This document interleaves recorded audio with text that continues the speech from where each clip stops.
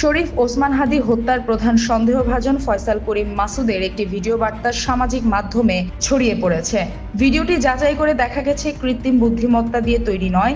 ভিডিওটিতে দৃশ্যমান ফয়সালের চেহারা, মুখভঙ্গি ইত্যাদি ফয়সাল করিমের বাস্তব চেহারা এবং মুখভঙ্গির সঙ্গে পুরোপুরি সাদৃশ্য। বুধবার ডিজিটাল অনুসন্ধানমূলক সংবাদ মাধ্যম দ্য ডিসেন্ট তাদের ফেসবুক পেজে এই তথ্য জানিয়েছে। প্রতিবেদনে দ্য ডিসেন্ট জানিয়েছে, ওসমান হাদী হত্যাকাণ্ডের মূল অভিযুক্ত ফয়সাল করিম মাসুদের বক্তব্য হিসেবে প্রচারিত একটি ভিডিওর বিষয়ে অনেকে জানতে চেয়েছেন। ভিডিওটি সম্পর্কে দ্য ডিসেন্টের পর্যবেক্ষণ তুলে ধরা হলো।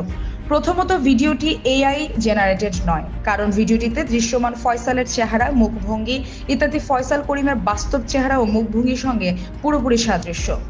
ভিডিওর ব্যাকগ্রাউন্ড নয়েজ যাচাই করে নিশ্চিত হওয়া গেছে তা এআই জেনারেটেড নয়। অন্তত 4টি নির্ভরযোগ্য এআই যাচাই টুলে পরীক্ষা করার পর প্রতিটি টুলই ভিডিওটি এআই জেনারেটেড না বলে সিদ্ধান্ত দিয়েছে।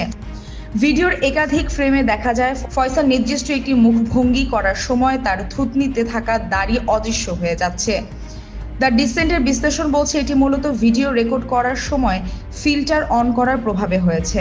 এই দাড়ি অদৃশ্য হয়ে যাওয়ার দৃশ্য এটা প্রমাণ করে না যে পুরো ভিডিওটি একটি এআই সৃষ্ট কন্টেন্ট।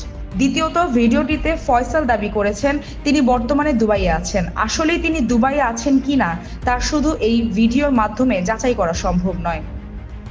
ফয়সাল নিজেও তার মুখের বক্তব্য ছাড়া দুবার অবস্থানের কোনো প্রমাণ হাজির করেননি।